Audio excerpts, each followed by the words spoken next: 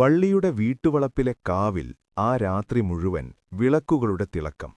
ചെണ്ടയുടെ താളം നെഞ്ചിനുള്ളിലൂടെ കയറിവരുമ്പോൾ ഗ്രാമം മുഴുവൻ ശ്വാസം പിടിച്ച് കാത്തിരുന്നു. ആകാശം ചുവന്ന മഞ്ഞ നിറത്തിൽ തെളിഞ്ഞു. കാറ്റിൽ കനലിന്റെ ഗന്ധം. അച്ഛാ, തെയ്യം വരുമ്പോൾ ദൈവം വരുമോ? വള്ളി പിതാവിനോട് ചുവടെ പറഞ്ഞു. അച്ഛൻ ചിരിച്ചു. ദൈവം നമ്മളിൽ തന്നെയുണ്ട് മോളെ.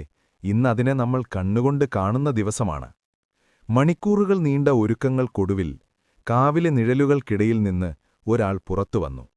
മുഖത്ത് തീപോലെ ചുവന്ന നിറം, തലയിൽ ആകാശത്തെത്തുന്ന അലങ്കാരം. ചെണ്ടമേളമുയർന്നു. ജനക്കൂട്ടം നിശ്ശബ്ദമായി. ആ മനുഷ്യനല്ല, ആ നിമിഷം അവനൊരു കഥയായി മാറി. അനീതിക്കെതിരെ നിൽക്കുന്ന ഒരാത്മാവിന്റെ കഥയായി. തെയ്യം കനലിന്മേൽ ചവിട്ടി. തീ കത്തുമ്പോഴും അവന്റെ കണ്ണുകളിൽ ശാന്തി. വള്ളി അമ്പരന്നു നോക്കി. അവരുടെ ഹൃദയം ഒരു നിമിഷം വിറച്ചു. പേടിയല്ല, ധൈര്യം. അവൻ വള്ളിയുടെ അടുത്തെത്തി അനുഗ്രഹമായി കൈയുയർത്തി.